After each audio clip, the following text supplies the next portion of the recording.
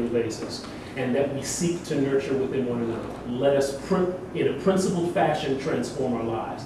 And certainly Malcolm did it along with Dr. Betty Shabazz and the family they created. So with that, the organizational LEAD historical outline. LEAD grew out of Reconstruction Incorporated. It was young members of one of 3 Reconstruction initiatives. Alumni Ex-Offenders Association, or AEA, is one dimension of Reconstruction as an organization.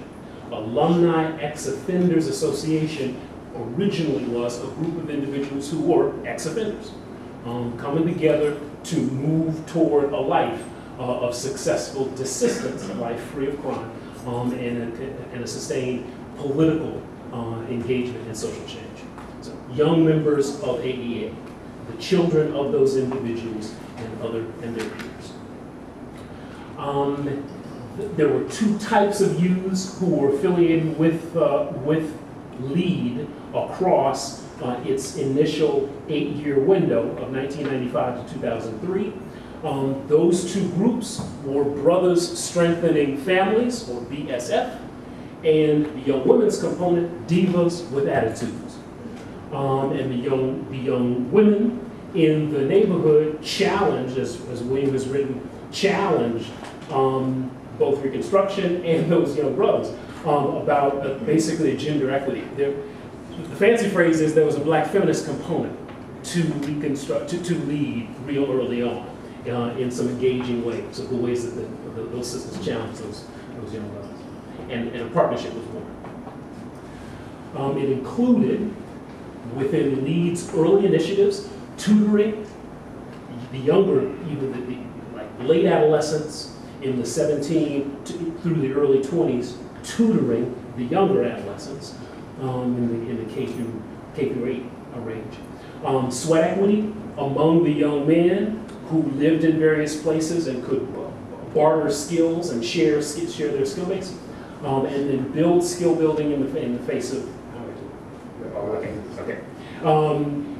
Build one another's skills regarding leadership, managing the meeting, awareness of how an organizational protocol takes place, etc. And then some of the initial group of LEAD were prison system veterans, juvenile justice system veterans, individuals who had done the boot camp routine or had some formal exposure to juvenile justice. It has grown through its generations to individuals who just are impacted in their lives by the criminal justice system, whether they had direct contact with it or not. And that's how it's changed. That's one among the primary changes or gradual changes across time. You want to focus on these practices? I think we only have about 4 minutes left, so I'll be really brief. What we sort of like ran through, and I think is most important, is LEAD in and of itself, and the acronyms, and education, advocacy, leadership, education, advocacy, and development. We sort of like ran through that and just told you those words, but they're the key components of the LEAD program. And teaching these young men and women how to develop leadership, teaching them how to be educated in what areas and what fields. And the type of things that you see on the board now are the focus areas that we work with them and ourselves, okay? Because we don't put ourselves above the youth. The same dynamics and the problems that the youth are facing, the adults face. The same obstacles that exist in the community for the youth exist for us. So we work along with the youth. We don't work teaching them, instructing them. We work together so that we all learn and grow together.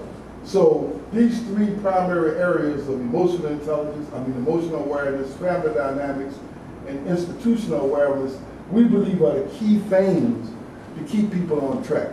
And notice I said people. We're focusing on the youth, but keep people. If you're not aware of how your emotions affect your decisions, then you're going to do something that's really harmful to yourself, to your family, and to your community.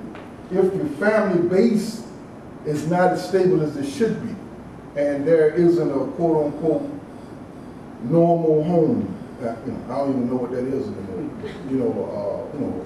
Father, mother, 2 children, but somebody in the family has to be stable. Somebody has to be able to give leadership and direction to the family.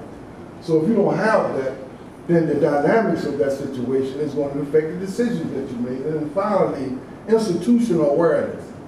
Because of the focus of this session is dealing with incarceration in prisons and violence, you would think that we was talking about prison institutions. We're not limiting it to prison institutions. There's a religious institution. There's a medical area. There's education. All of these things are institutions of sorts. So LEAD focus is to deal with all of this stuff. And we do it by bringing in people that can give leadership in terms of lectures to them, interact with them in the course of their meetings, which I, kind of missed in terms of that part of the presentation for myself, and I know that we're way past our time, I'm sorry.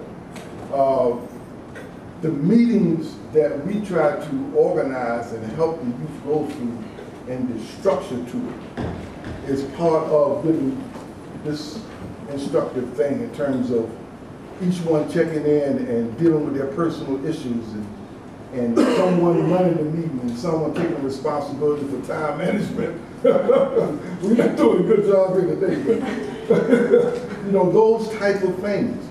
Being able to assess the meeting at the end, finding out whether or not that was a valuable meeting, that people benefited from it or not. These are all skills that we talked about that the youngsters have to have, not only in dealing with LEAD in itself as an organization, but in dealing with their lives in general and the world in essence. So I don't have time to go through the 4 themes of alienation and this opposite and arrested development and this opposite, but hopefully in some of the questions that I have an opportunity to deal with you.